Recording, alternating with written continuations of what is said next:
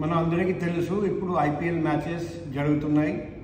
మన వైజాగ్ నగరంలో కూడా 24వ తేదీ మార్చ్ తర్వాత 30వ తేదీ మార్చ్ నెలలో 2 ఐపీఎల్ మ్యాచెస్ జరుగుతున్నాయి.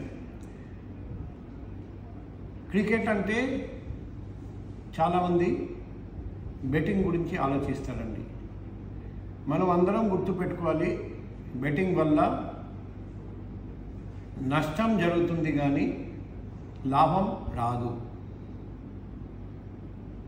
మీరు ఒకవేళ బెట్టింగ్ వల్ల మోసపోయి ఉంటే నా పర్సనల్ కాంటాక్ట్ నంబర్ 7995095799 ఆ నంబర్కి డీటెయిల్స్ పంపండి. లేకపోతే మీరు ఎక్కడ ఉంటారండి దగ్గర ఉన్న పోలీస్ స్టేషన్కి వెళ్ళి ధైర్యంగా కంప్లైంట్ ఇవ్వండి. మేము ఖచ్చితంగా మీకు న్యాయం చేస్తాం. అదే మాదిరిగా మీకు తెలిసిన ఎవరైనా మోసపోయారు అనుకోండి, ఆన్లైన్ బెట్టింగ్ వలన, క్రికెట్ బెట్టింగ్ వలన, ఆఫ్లైన్ బెట్టింగ్ వలన, అటువంటి ఇష్యూస్ కూడా మా దృష్టికి తీసుకురండి.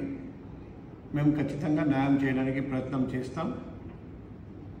మీకు నా నంబర్ తెలుసు. 24/7 ఏదైనా కంప్లైంట్ వచ్చినా మేము వెంటనే స్పందిస్తాం.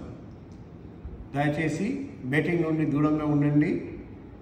ఆన్లైన్ బెట్టింగ్ యాప్స్ నుండి దూరంగా ఉండండి. ఎవరైనా బెట్టింగ్ ప్రోత్సహిస్తే అది కూడా నేరం. రీసెంట్గా వైజాగ్ నగరంలో ఒక వ్యక్తిని అరెస్ట్ చేసి జైలు పంపడం జరిగింది. ఎందుకంటే అతను బెట్టింగ్ని ప్రోత్సహించారు. అటువంటి సమాచారం మీ దగ్గర ఉంటే, అదేవిధంగా బుకీస్ గురించి, పంటర్స్ గురించి మీ దగ్గర సమాచారం ఉంటే దయచేసి ఆ సమాచారం మాకు ఇవ్వండి. మేము కఠినమైన చర్య తీసుకుంటాం. Thank you. Thank you sir.